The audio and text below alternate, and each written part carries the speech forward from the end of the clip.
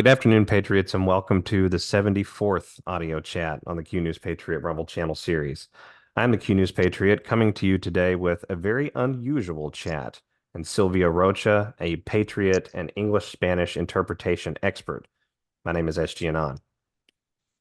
Sylvia has elected to stay off camera for the duration of the conversation because, as we discussed off air, it really is more about the audio reach and the ability to convey the knowledge and the information to the entirety of we the people, or excuse me, of we the peoples out there, patriots out there in all groups. Sylvia has a background in English literature and journalism. She's been doing bilingual translations and interpretations from English to Spanish for coming up on a couple of decades now at this point. And our audio chat today is going to be more of an explanation, there we go, of how the events that are currently happening in the world tie together to events we've already seen and how they may inform events into the future.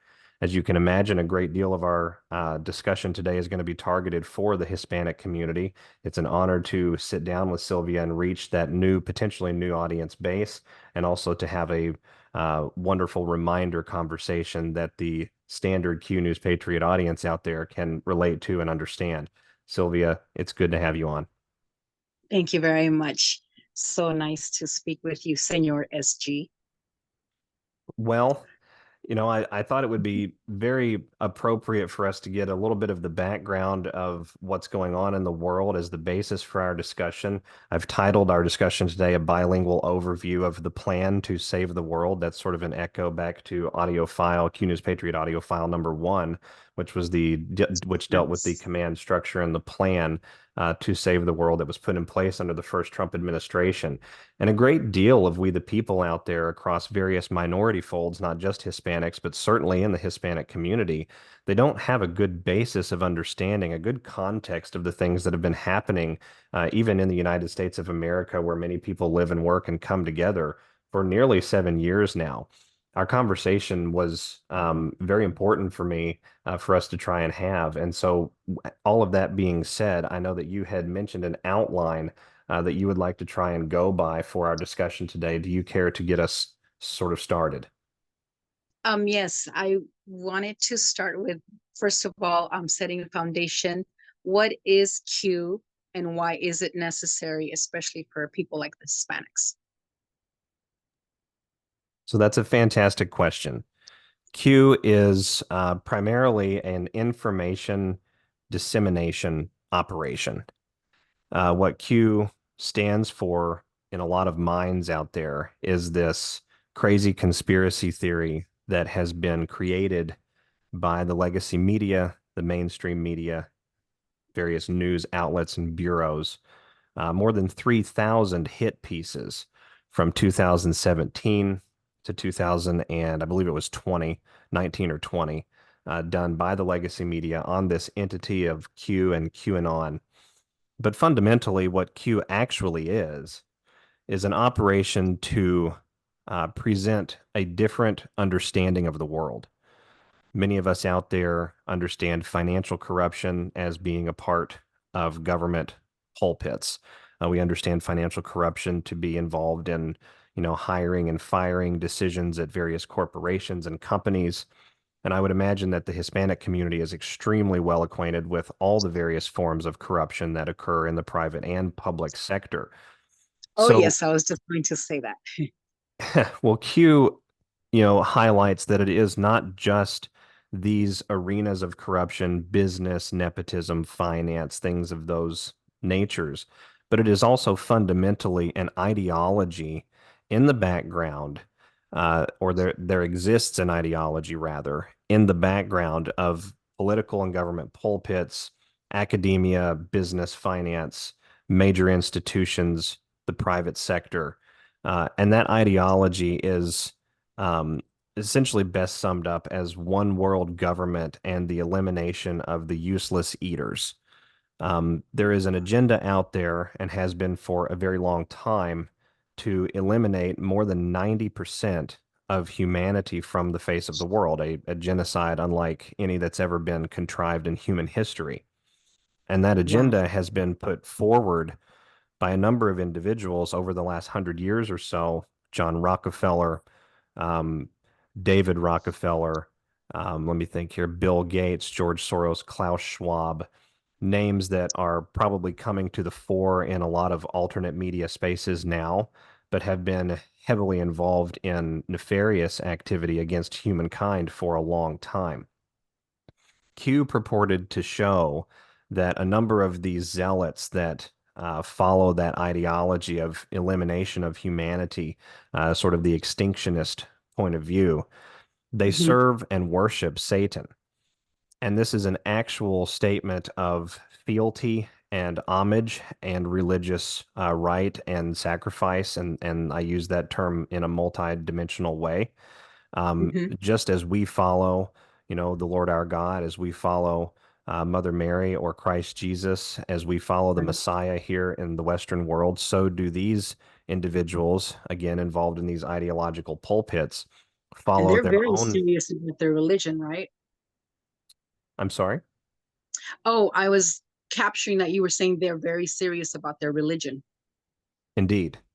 They take their faith very seriously and they view the suffering and elimination of humanity as the means by which they show religious worship to the serpent. And so Q brought this to the public fold. Q also highlighted a number of different things going on in the State Department, in the Central Intelligence Agency, and others, the things that were happening in financial pulpits of power around the world. And it broke the mold of what the legacy media had always presented, which was this sort of docile characterization of corruption in the Western world, and you have the right versus the left, and everybody hemmed and hawed, uh, and Mhm. and eventually they would come together after some sort of consternation, almost like a public theater display. And so, Wow. what happened then as a result of this movement, this Q operation that came out online, it inaugurated on 10/28, 2017, October the 28th of 2017. And what this essentially spawned off was what has now become the Great Awakening.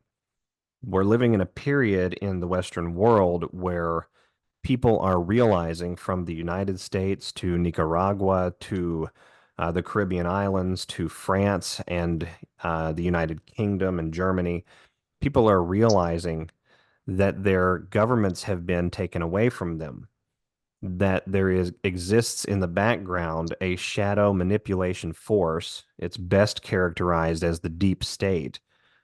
These shadow um, areas of power that have been pulling the political strings of government decision making and government actions for at least the better part of 5 to 6 decades in the United States alone. And so, what we now have and what we are faced with in the world today is a discussion not of right versus left, not really of socialism versus capitalism, even. And that's something that I think is very well understood by the Hispanic world, especially on how that slippery slope turns into tyranny of the masses. But fundamentally, Yes. we're also having a discussion here of good versus evil. And Q came out to show just how deep, just how interconnected, and just how well entrenched that evil has been in our Western world society for much longer than we've been alive. That is quite remarkable and um, all encompassing, really. Too much to ignore. Um, Thank you for telling us about Q. Now, let me ask you this in regards to why Q news is necessary for a community such as the Hispanic, you said right now, because these countries are noticing that there's shadow governments as well, right? And you mentioned Nicaragua. Um, what would you tell us about Q's importance to regarding Cuba and Venezuela? Well, it's a very interesting highlight that you bring up there. The tyranny of the Washington, D.C. based arm of bureaucratic control, and that arm has really been installed since I mean, and technically, really, since predating the First World War. But in its modern format, we could say as the result of the Johnson administration, the Lyndon Johnson administration, we've had this bureaucratic blob that has maintained the control of Washington, D.C., and they have been, quite frankly, extorting and pillaging the Latin American countries in the Western Hemisphere for quite a long time under one auspice or another. It was elimination of communism, it was elimination of this, it was securing of that. Fundamentally, what all of it boiled down to was regime change and profiteering, and however that could be accomplished was morally acceptable by the Washington, D.C. government. Again, and I highlight that separate from the American people, because up until this point in time, the control and direction of the news outlets, which have been feeding information to the Western world and essentially all of what has now become known as the global North, they were not telling the full truth to anybody, certainly not the American people.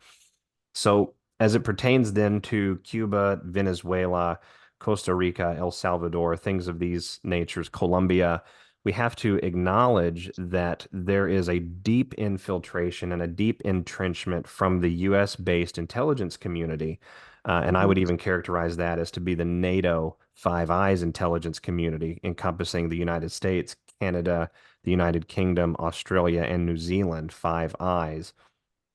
Um, wow. those communities have been heavily infiltrating and essentially controlling the political direction of all of South, Central, South, and Latin America over the Mhm, last 30 to 40 years. I would say much further back, but certainly in the last 30 to 40 years. And so now we have a situation that has been created on the US southern border, right, in the current form and in mhm, the current time. And the Latin American nations are being used essentially as the roadway to mhm, facilitate a much broader political action plan here in the United States, which publicly very much appears to be the invasion and overthrow of the United States government. So you asked an interesting question then, where does Q tie into a lot of this? Well, Q served to highlight on the boards when the drops were coming out online.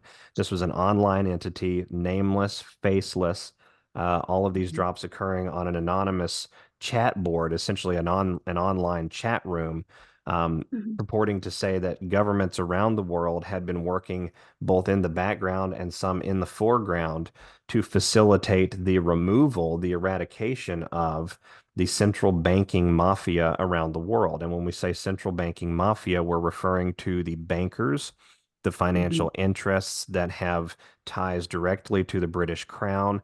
They have ties to the Bush mhm, family. They have ties to the Rockefeller family. They have ties certainly to the Rothschild name. The Rothschild are a group of bankers. It's actually a family of bankers going back to Central Europe more than 400 years. And they've essentially been the banking um, concierge of the English crown, the crown family out of London since the post Oliver Cromwell era. And so this central banking mafia has been in control of the agencies, the institutions, that bureaucratic blob that I referenced a moment ago in Washington, D.C. for a very, very long time. And contained within that control is the ability to utilize the military intelligence complex, the military industrial complex, these types of shadow entities in the background, again, hidden by their bureaucracy, but nefarious in nature. One can control and utilize those for a number of different vantages. And so now we're witnessing sort of on display what has been described by the drops, the Q drops mhm, online. Some of those drops as old as 6 to 7 years at this point. And mhm. I would only be speculating, but I can imagine here in the United States, we're building this to a fever pitch, some sort of ultimate event, if you will, that's going to allow for a much different discussion moving forward and hopefully much more transparency. Lovely. Now, just for a quick parenthesis, you mentioned the Crown of England, and for Hispanic purposes, a lot of the countries are so at least derived from the Spanish crown. Do they seem to have a significant contribution in all of this? You know, that's actually a remarkable question that I've never been asked, and I've not truly researched it. So let me give what historic perspective I can, things that I do know that I have researched. I don't want to inappropriately speculate. The Spanish crown, the Mhm. Spanish Armada, um, the post Ferdinand and Isabella days in the Spanish monarchy, as I understand it from the history, were very much oriented against the Royal Navy. You actually had pretty significant nation state wars happening, where the Royal Navy and the Spanish navies were sort of, gossying, if you will, or volleying for domination of the high seas in that area of the world. Right, My understanding is in the early 16th century, we also had the colonizers from Spain, the conquistadors, who moved right. into Latin America and essentially began uprooting and annihilating, quite frankly, the native populations. A criminality that would curdle your toes, I think, at this point in time was committed during those days. Most records were lost, but of what we do know from it, it was very, very much oriented in a conquering fashion rather than a living in peace and harmony style way. I can only Right. speculate as to what the on the ground conditions that were actually driving those geopolitics and those decisions in those days really were. But fundamentally, throughout history, one of the very common themes that we see with this deep state that I referenced a moment ago and the families that have this control of world finance and have a historic lineage where they have a heritage really of control of finance. One of the Hmm. things that is always prevalent when we look at the history of a lot of those transactions is the need to acquire gold, the need to acquire the precious metals, the raw minerals, the ore of a particular nation, of a particular region. And the reason for that is because going back to the days of the Knights Templar, the Vatican, along with a number of other infiltrates into monarchy families throughout Central and Western Europe, has been in control of the value of money, not of money. They have been in control of the value of money. So having large Hmm. resources and reserves of something like gold or silver or cobalt or platinum or even Hmm. oil, I would acknowledge perhaps in this day and time, that would allow a group of people or a population to remove themselves and insulate themselves from the potential to be affected by financial slavery. And that has, in fact, been what the Federal Reserve Bank of the United States, the central bank that was put in place in 1913, which circumvented the Treasury Department of the United States and essentially amounted to an insurrection against the Constitution. That is precisely the mechanism that it has deployed to enslave not only the U.S. population, but the populations of most of the world. The US dollar in its present day is valueless. It's a fiat currency. There's nothing backing it. There's no way to measure it. Fundamentally, Hmm. other nations around the world know this and they understand the ridiculousness behind it. The common sense component obviously dictates that if something has value, you should be able to measure the value. In the same vein, I would again speculate, but hopefully not inappropriately, that similar forces would have been involved in what happened to the Latin American countries between the 14th and 17th centuries. They were resource rich, they were native populations, likely very in touch with their own spirituality, their divinity under God. I Hmm. would imagine that they were also heavily insulated, having oceans on both sides. So it's not easy, of course, to enslave populations like that when you're halfway Uh-huh. around the world. And so getting control of resources on the ground and instituting various Vichy style governments in those arenas in those days, which carried out the annihilation of the local populations, that very much Mhm. seems along the same thematic lines as what we have observed from a codified deep state component. A deep state opponent is a better way to say it over the last 100 years. Wow. So Hispanics have not been left out of being overthrown, just as the attempt is happening right now worldwide. I would venture to say no. Again, it would just be speculation, but when the fundamental goal of the ideology that the deep state of the Western world follows is world domination, I don't think that we could make the case any people group or culture is going to find themselves unaffected before it's over. Wow. Um, I'm just taking it all in. It's quite deep. So, I'm not sure, but did we introduce your story to the Hispanic community?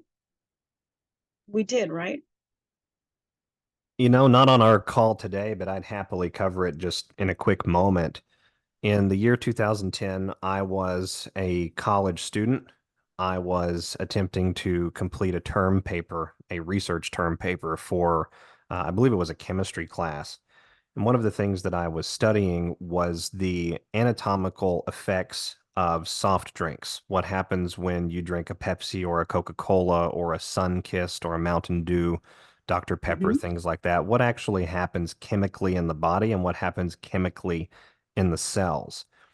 And in my research for that paper, we had to have 10, what was considered firsthand sources or reliable sources, anything from a .gov website here in the United States, .gov, which is an Hmm. official publication of the government. That was, of course, considered, a reliable source.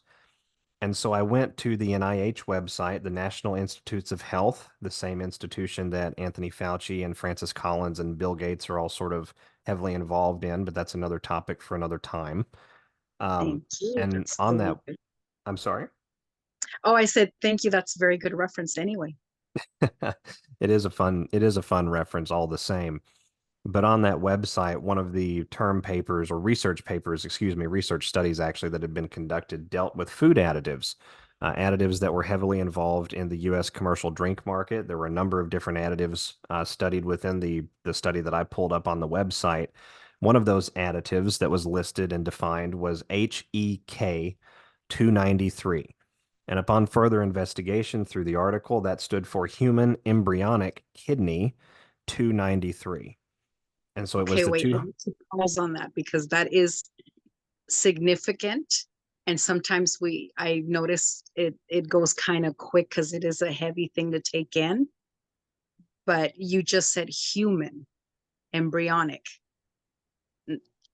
kidneys, meaning they're getting them from embryos, right? Indeed, the primary feeder arm for the bioresearch complex that was, well, and in some ways still is these days, the primary feeder arm for that was, of course, the abortion industry.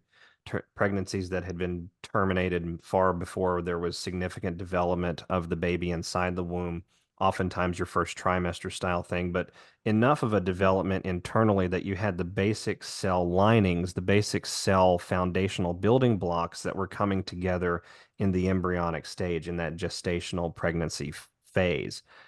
And so, of Okay, course, so the reason I'm asking you that, I'm so glad you said that because um, in is I don't have the exact statistics, but it is said that people of color, including Hispanics, are among the groups of people who get have the highest amounts of abortions. So I'm understanding, if I'm wrong, please let me know, that this human embryonic kidney additive that's being added to soft drinks was actually being taken from, um, in a sense, discarded, aborted parts, as in the colored communities are providing this to them. the technical term is discarded or repurposed biomaterial or bioorganic harvesting. These are the Right, but it's still at methodologies. the provision of these communities. Correct. And really any community, right? Any community that was Right. partaking and contributing to the abortion complex that was, of course, legal in the United States prior to the reversal of Roe v. Wade and the return of that decision back to the states. And so when I realized that this was occurring and that this particular additive was being included in every product that was being published and marketed and sold to the world by both PepsiCo and Coca-Cola, the industrial scale needed to maintain the additive supply for the products themselves was sheerly enormous. And it sent me on a dark night of the soul because I very quickly realized that this was a cannibalism complex, that we were all being spiritually attacked on a very deep and very evil level. And in my youth, I didn't understand why. but I could see that the regulatory matrix of the United States government, the FDA, the USDA, the CDC, the Department of Health and Human Services, various guidance that all of those agencies and more had published about the sale, the use, the research of these types of biomaterials and their use in the civilian space, it was all legal. And so it set me on, a journey that initially I attempted to join the military forces of the United States, the armed services, and I was unable to do that due to a health condition that presented itself while I was trying to get ready for that and go through that initial training process. But in those journeys, or in that journey, really, it was about 18 months long or so, I was able to connect with someone who I've called my mentor at different points in my audio files, a gentleman who passed away early last year. Um, and that person's specialty in their walk and in their life and in their career was espionage warfare and understanding things like signals intelligence, nonverbal communication, Mhm. irregular communications, compartmented communications, these types of things, and their deciphering. Cryptology was and actually an academic background that contributed to this individual's knowledge of things. And I developed an extracurricular friendship when I had concluded my attempt to get into the armed services and had moved back into the civilian sector. And we, exchanged conversation various times throughout the years, very fascinating conversations about what happened with Benghazi. We talked around the time that Trump came down the elevator. We talked again after it surfaced online, video began surfacing online of the Hillary Clinton interception by law enforcement agents on 9/11, 2016. We don't have time to get into that today, but that's another topic that I would encourage the community to go research. You can find the video on YouTube. It's not even been taken down. And so, Really? throughout that period in my life, that decade from, essentially the 2010, 2011 period to 2020, I immersed myself in not only the civilian working man of faith, side of things. I grew up rural. I've educated on traditional values. I've love our flag. I was raised Protestant Christian. And so I had all of Is that it? and I was doing all of those we the people things, but I was immersing myself into online hacking groups, irregular warfare studies. I read every Tom Clancy novel. I read essentially any murder mystery that had been written by famous authors over the last 100 years, because, of course, media, entertainment, our television, our literature, these are places where we can glean Mhm. clues from those shadow powers that have held so much influence in our Western world for such a very long time. And so, Oh, wow. the study You're of making 100 years of solitude seem quite different now. it's one way to look at it, right? And so Yeah. I eventually moved into a period of time in my life where I felt myself relatively well adept, even though it's extracurricular in nature. I'm not officially credentialed in any of this, but I'm relatively well adept at understanding irregular warfare. I understand coded messaging. I know how to read signals that other people may not be reading at any given point in time. I'm constantly looking for the other Oh, dimension to what is being said or offered or presented to me. And that's sort of the way that I live. And in fact, some people have described me as, a tad bit paranoid throughout the years, a little tinfoil hattish. And I can't say that that's probably incorrect, but I've come a I long think way on the most of your spirit. listeners might be able to relate with that, though.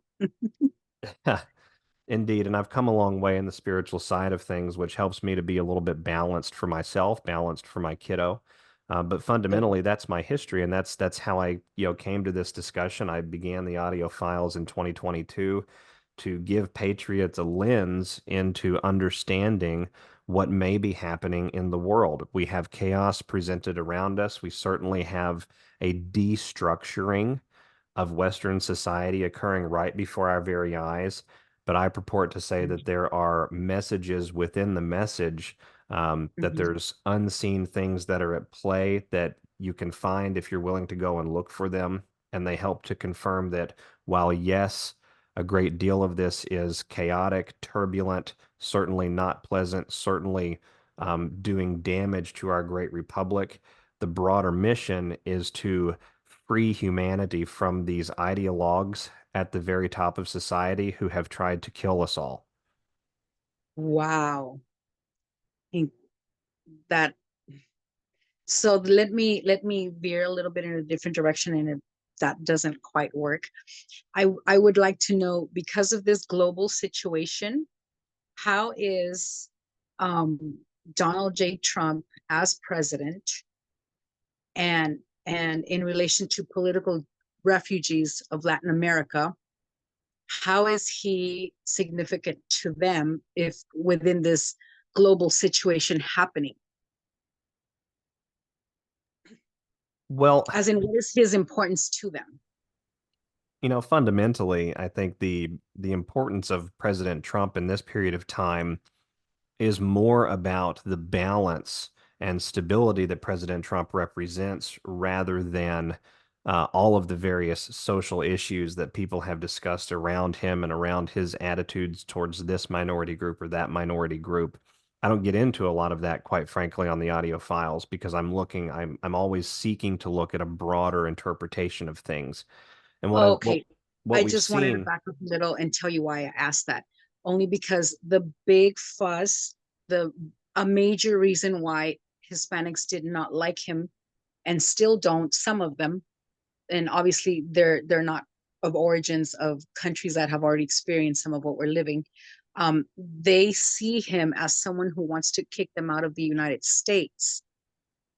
And so they are coming here to find some form of refuge, and then they're being told that he specifically is denying that to them. So since to me that was a major subject, so you're saying to me we need to more look at this as worldwide and not really specific to one group of people, is if I'm understanding right? Well, I would hate to come off quite that callous. I think the lens here to look at is that individuals who have been co-opted by this globalist infiltration, those that have been, genuinely destabilized, genuinely, sort of dispersed, if you will. A diaspora seems like a good, comparison to it from their home Mm-hmm. countries because of the actions of the same military intelligence complex, then I would Mm-hmm. imagine that that's going to get weighed into the broader discussion. At the same Okay. time, what is inarguable and what sort of makes common sense, I think, for anyone out there, when we talk about nation state political dynamics, is the idea that if we have borders and we have territories and we simply dissolve one of them or dissolve all of them, then Mm-hmm. fundamentally we don't really have a country at that point. We have, a large land mass, but there's no significant separation of identity or politics. There's no adherence to culture or faith. There's no traditional values to be had. It sort of So it's becomes one more lie they're having us believe then. I'm sorry. I'm gathering that because it is all very much of a broader scenario, like you said, when they would have us believe that we are being specifically left out, it's more of a lie that we've been believing then. I would agree, and I would agree with that statement. And frankly, Sylvia, I think I would agree with that statement even at a broader application. I think you have competing narratives that are purposefully created inside the legacy media complex that exists not just in the United States, but really the entirety of the Western Hemisphere. Even Latin American media, right? Very heavily controlled by the same globalist hedge funds that we've sort of been paying reference to on our call today, very large financial powers that have tremendous international reach and influence. And so when we talk about, what President Trump stands to offer returning to the office, I think that the more important discussion at the present time is the journey between now and that moment. I think the attempted Very good. assassination on the 13th of July helps to paint a picture of just how serious this Mm-hmm. operation worldwide really is, just the type of threat that President Trump, along with we the people, not Mm-hmm. just in the United States, but in all of the Western Hemisphere, the Latin American nations, and all of Western Europe, how much we stand to erode and destroy a system that they have spent hundreds of years building, perfecting, designing, implementing, testing, etc., all under our noses, but never telling us the full or real truth. I think that there's going to have to be difficult discussions about entire family groups and cultural lines that have been repatriated from one country to the next because some UN organization came in and helped to overthrow their local government or bought off their mayor or bought off their police chief. Or paid, the local cartels, for example, to continue their operations, or like the 44th president of the United States, Hussein Obama, why not just give the Mm-hmm. cartels 500,000 rounds of ammunition? These types of things have been occurring, unfortunately, right in front of our noses, and we've never been given the true context, the true factual basis to have the proper discussion. And once we have an individual that's representative of we the people back in the White House, whether it's Trump, whether it's an individual very similar to Trump, although I think at this point we can expect it is going to be Trump, we're going to have to be willing to have the hard conversations about who shook the jar, not just what we've been Mm. told on the television. Wow, very true. So, being that this is a much broader picture, including Latin Americans, how do we catch these traitors? Like, Fundamentally, just like we're doing. what is our everyday Joe or everyday Jose? um, what is our participation to assist? Fundamentally, just like what we're doing with this call right now, we have to be willing to have the conversations with each other, even though it sounds crazy. We have to Hmm. be willing to acknowledge that there's a reason behind this journey that we're experiencing in the world. There is a spiritual awakening that is Hmm. happening in all people groups in the Western world countries and former Commonwealth countries and colony countries that we've been talking about. That Hmm. awakening is bringing to light the realization that we're very powerful beings and that we were given the right by God to administer our territories and our lands. We were given the right to, essentially govern the earth in a balance between God and nature and humanity, and to hold one another accountable in a merciful but firm and resolute fashion, right? We want to acknowledge mercy, but we also want to acknowledge that wrong is wrong, and the Hmm. social compact and the social group has to come together for that. And so when we have these conversations, we erode their matrix, we erode the mind control, we unify around the same common goals. We have different interpretations, each one of us, about how things should be done socially, how things should be done at the local city commission, who should be in charge of various agencies that affect, the operations work of our companies or our businesses or our employers, right? We all Hmm. have different interpretations, but fundamentally, we want freedom. We want to be able to choose our direction. We want to be able to know that our children are safe. We want to rely upon the community and upon ourselves inside of a structure, if we will, that allows us to educate the coming generations and our children and our posterity.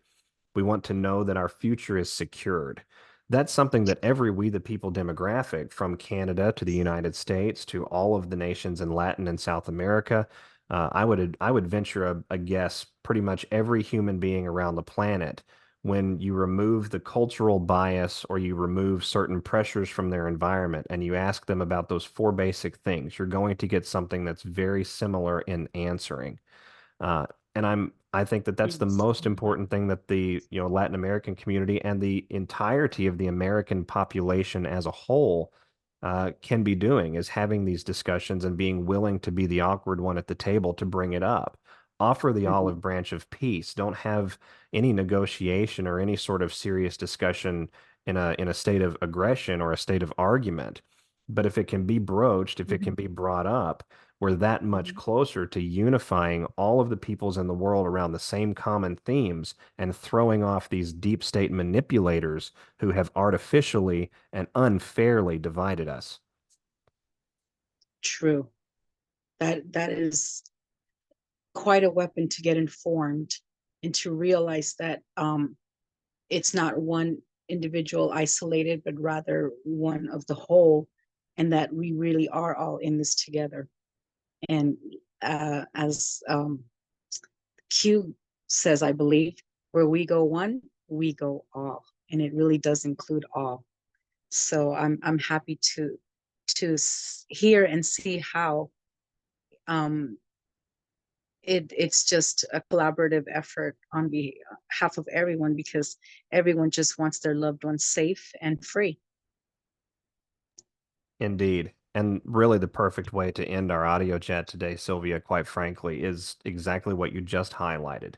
Where we go one, we go all is a phrase that I live and breathe every single day. And to me, it's more than a t-shirt. It's more than a ball cap. It's more than a marketing motto online. We are Hmm. all one humanity under God. We all have cultural identities that we're proud of. We have histories that we're both proud and sometimes not proud of. We have Right. all helped to shape where the world is now. And we stand at a precipice in the course of human events together right now, where we will choose to go forward as a free people, to go forward as each individual sovereign nation, amplifying the good of its peoples inside of its borders, protecting their life and liberty, protecting their security and peace, protecting their ability to worship and believe and train their children up in the ways that they believe that they should go. Or Right. we will move into an age of tyranny. It really is that black and white. And when we have conversations like this, at least at that level, and when we have conversations like this, I think it helps to provide the perspective that yes, some of us may prefer this candidate or that candidate. We may like this talking point or that particular belief system. We may approve or tolerate this, or approve and tolerate or approve of and tolerate that, but there are certain things that we won't, tolerate, and we can hash those out and decide what those are going to be. But fundamentally, we are all one humanity, and we have to have the freedom to decide the ways in which we will go inside of all of our nations. And that's what this battle right now worldwide is all about. I don't believe I should add any more to that. That's Well, quite concise and clear. and for the Patriots out there, I hope you've very much enjoyed our 74th audio chat. Again, it's been a completely different style. I look very forward to hearing the interpretation of this particular file, or excuse me, of this particular chat, and putting it back out for the audience to see, and especially for the communities out there. Sylvia, God bless you. Thank you so much for joining me. I'll be back with each of you again soon on the Q News Patriot. Thanks, everyone. God bless. Bye bye.